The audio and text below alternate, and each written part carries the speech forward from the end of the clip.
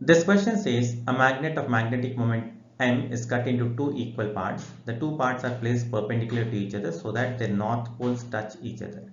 The resultant magnetic moment is. So we have this is 1 and this is 1. Now initial magnetic moment was M, so this would be M by 2 and this would be M by 2. North poles touch each other. So the magnetic moment's direction here is this and there it is. Anyhow, we are required to find the magnitude.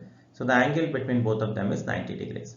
Then I can say net magnetic moment equal to under root of m by 2 whole square plus m by 2 whole square. So that is m by 2. If I take it out, I'll be left with 1 square plus 1 square, or I'll be left with root 2 m by 2. So I'm sorry, root 2 m by 2, that will become m by root 2. So the answer for this question is B, m by root 2. Hope you could follow this. Thank you very much.